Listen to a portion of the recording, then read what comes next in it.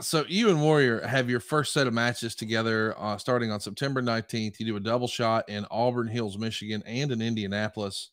Mr. Perfect is here to help with a DQ finish, but both of the shows failed to draw 3,000 fans. Yeah. And it just feels like you and Warrior on top in Michigan, you and Warrior on top in Indianapolis. But that feels like, hey, man, that's a big card.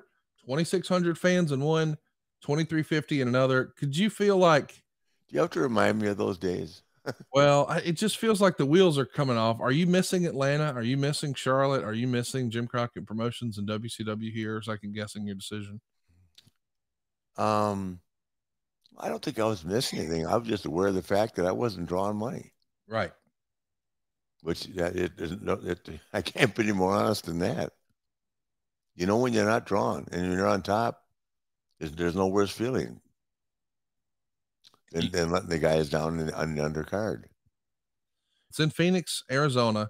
Charles Barkley is in the crowd for this, and you had this to say. Front row. In Phoenix, the Ultimate Warrior gave me a suplex and messed it up. I landed on my head, dislodging a chip in my inner ear and upsetting my sense of balance. But I didn't realize that anything was wrong at first. Charles Barkley, the basketball star, was sitting in the front row, and I wanted to show off for him. So I told the Warrior to throw me into the corner for an upside down flip. And that's when everything started spinning wildly. I completely missed the turnbuckle and flew out onto the floor. I stood up and fell down again. Fortunately, before the Warrior could put his hands on me, Earl Hebner stopped the match. I couldn't figure out what happened. I wondered if I'd had a stroke.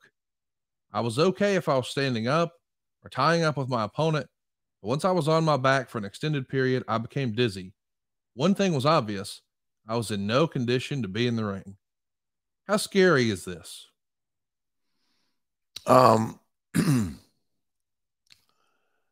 oh, it scared the hell out of me because I didn't know what it was. Right.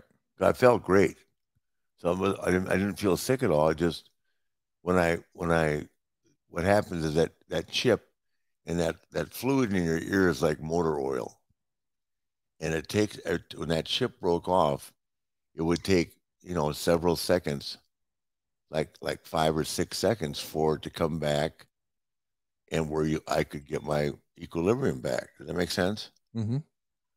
So it scared the hell out of me. So I flew back. No, I think that's when they sent me the next day to wrestle Brett, right? Yeah. So what happens is you wrestled Warrior here on the 8th. Yeah. You're going to wrestle again in Houston against the Ultimate Warrior on the 9th. Ryan wants to know, when you lost the title to Brett, you were feuding with Warrior, and it looked like he might be the one to take the title. Was that ever discussed? To my knowledge, it was not. But I firmly believe that since you've gone over the history of everything, which makes you the best at what you do, that the matches that we had in Germany and that, I just really like Brett. Brett and I are two guys, and we never had to talk either. Yeah. He didn't ask me to talk. Randy, would write me a letter, as did Diamond Dallas Page and some other guys. I just couldn't do it. Just listing out all the sequence of the match. Yeah, and I thought, God, you guys, in Europe especially, it's so easy. Right. I mean, I went to Wrestle Edge one time, and the crowd was cheering me, and I'm supposed to be the heel. So Right. Edge turned. We didn't even talk about it. He just worked heel. Cheered me. Does that make sense? Yes. It's because in Europe, you never get old. You become more revered. Over here, you can have one bad day, throw one bad pitch, and you're the worst player. And how old are you? They're picking on Brady. Brady is not playing bad football. Mike Evans can't catch. Oh, okay.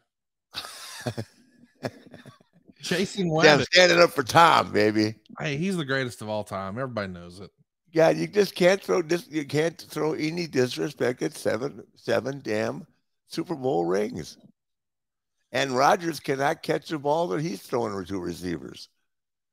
Jesus, how many balls can these guys drop? Chasing Wabbits wants to know, anybody know what that big bump on Flair's back is, just to the right of his spine? Is that from the plane crash? We get lots of questions. Plane crash.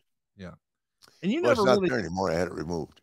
But you often would take those big bumps on your side as well? Were you just self-conscious about falling on your back You after know, the plane I crash? never could take a flat back bump. I could, like on a tackle and that, but I just after crashing the airplane, I just started landing on my side. And why my left hip is still functional, I have no idea, but it is. It shouldn't be. Damn it. I know. I am the luckiest son of a bitch alive. Actually am. To see all my friends with knee replacements, hip replacements, shoulder replacements. I mean, I am the luckiest son of a bitch alive. I think it's because you did some late night hip workouts too, but that's a story for another time. Oh, God. RCS 80. My wife's never traveled with me. Oh, well, that never stops you.